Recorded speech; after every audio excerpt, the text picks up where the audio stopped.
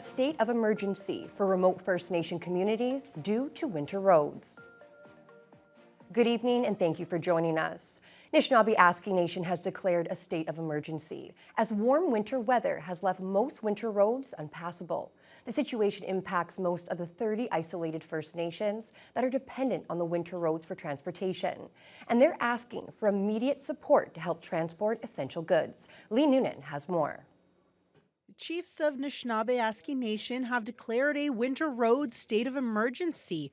They voted during their winter assembly, which just wrapped up in Thunder Bay. They're calling on both federal and provincial governments to subsidize air transport of essential goods.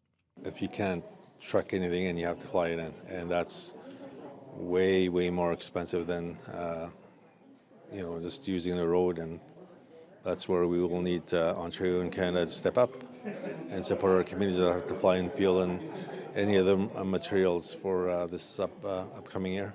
Federal Minister of Indigenous Services, Patty Haidu, says she's committed to Fiddler that the funding will be there to transport essentials like food, fuel, and medical supplies, but says that moving construction materials and heavy equipment will be the real challenge.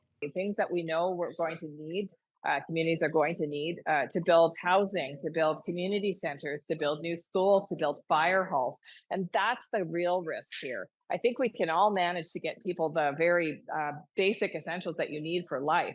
But what we're trying to do together is to try to ameliorate some of the infrastructure gaps that were really plaguing communities. And winter roads are an essential part of that work. The winter road season has always varied, but until recently, it was expected to last roughly from January through March.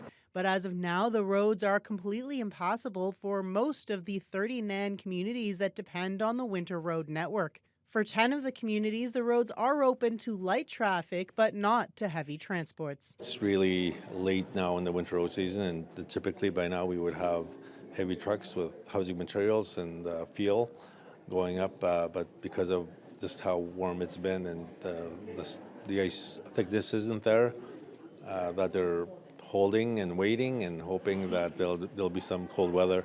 Fiddler says communities are all hoping for a drop in temperatures, but that some aren't confident the winter roads will be open at all this year. In the long term, Fiddler says a number of NAN communities are now looking into the construction of all-season roads. Lee Noonan, TBT News.